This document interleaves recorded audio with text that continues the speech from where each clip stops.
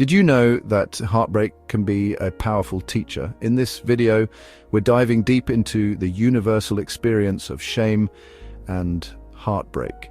These aren't emotions you invite over for tea and biscuits.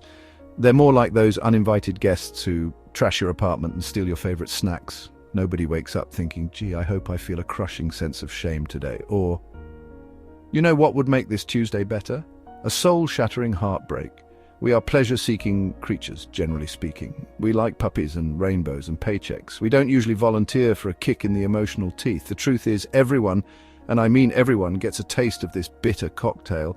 If you haven't felt shame, you're probably a sociopath, or maybe just incredibly lucky and very, very boring. And if you haven't had your heart bruised, battered, or completely stomped on, well, are you even living? These experiences are part of the human starter pack. They come standard, no upgrades needed. It's like taxes or bad reality TV shows. They are an unavoidable part of the modern human condition. So, congratulations, you're normal if you've felt these things. Welcome to the club. The membership fees are steep, paid in tears and existential dread. Avoiding pain is like trying to avoid getting tired. You can do it for a while. Coffee helps, sugar helps. But eventually you crash. Your body needs rest. Your brain, in a similar twisted way, sometimes needs these negative emotions. Think of shame and heartbreak not as enemies, but as really aggressive personal trainers. They show up unannounced, make you do emotional burpees until you want to vomit. But ultimately, they can make you stronger. If you constantly sidestep discomfort, you become emotionally fragile. A slight breeze of criticism could send you into a tailspin. That's no way to live, always walking on eggshells around your own feelings. These emotions are signals. Let me tell you about a time I royally screwed up.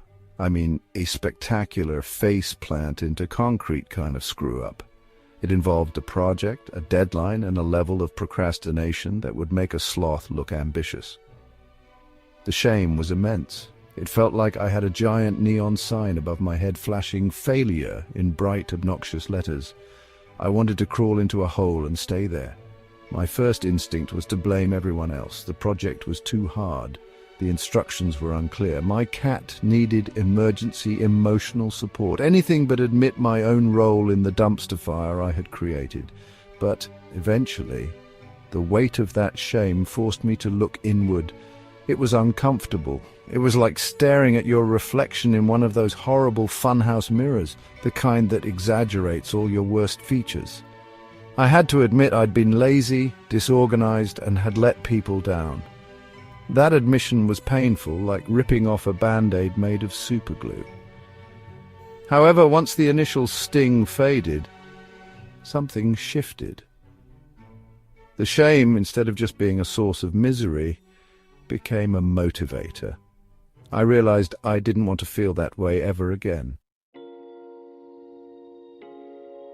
The Heartbreak Hotel, heartbreak, the emotional equivalent of being run over by a steamroller, then backed over, just for good measure.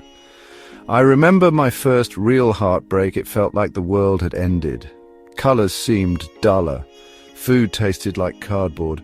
My favorite songs suddenly sounded like funeral dirges. I was convinced I would never be happy again, that I was destined to roam the earth as a lonely, miserable husk of a human. Dramatic? Absolutely. But that's how it felt. The pain was all-consuming. I probably single-handedly kept the local ice cream shop in business during that period. The grieving process was messy. There were tears, so many tears. There was anger, confusion, and a whole lot of replaying every single moment of the relationship, trying to pinpoint where it all went wrong. And this is what heartbreak looks like, folks. But I'm still sitting here talking to you lot. Even though you can't see a silver lining, there is. Time is your best friend here. Just let time do its magic. Before you know it, you've made it out on the other side. We'll get back to this in the later chapters. Section 5. Resilience, your emotional six-pack abs. Resilience isn't about being emotionless or impervious to pain. That's not resilience. That's being a robot or possibly a rock. And rocks, while sturdy, aren't known for their sparkling personalities or fulfilling lives. Resilience in the context of emotional pain like shame and heartbreak is about feeling the hit, acknowledging that it sucks royally, and then eventually getting back up. It's not just bouncing back to where you were before, but often bouncing back stronger, wiser, and maybe a little more cynical in a healthy way. It's the ability to navigate the crap life throws at you without completely falling apart. Think of each painful emotional experience as a rep at the emotional gym. When you first start lifting weights, it hurts. Your muscles scream, you want to quit. But if you stick with it, you get stronger. The same weight that felt impossible a few weeks ago becomes manageable. Emotional pain works in a similar, albeit much less fun, way. Each time you navigate a bout of pain, each time you work through the wreckage of a heartbreak, you're building emotional muscle. Section 6. Hope, the annoying little weed that keeps growing back. After the storm of shame or heartbreak, there's often a weird kind of quiet. The emotional volume gets turned down, and in that quiet, something unexpected can happen. A strange sense of clarity can emerge, where when you've been dragged through the emotional mud, superficial stuff gets washed away. Petty concerns lose their power when you're grappling with deep pain. You're left with a raw, more honest version of yourself. Pain strips away the bullshit. It's like an emotional decluttering. Once the debris is cleared, you see what truly matters. Your core values shine brighter. Real connections feel more precious. You might find a new appreciation for simple things. This isn't to say pain is good, because it isn't. But the aftermath of pain can lead to a profound reordering of your priorities. Section 7. Conclusion. So go ahead, get your heart broken responsibly. So, here we are. Heartbreak feels like having your soul put through a meat grinder. Fun times. Pain is an inevitable part of this messy, beautiful thing called life. You can't avoid it forever, no matter how many cat videos you watch. Suffering is often a choice, or at least how you frame and react to pain is up to you. Embracing vulnerability isn't a sign of weakness. It's the opposite.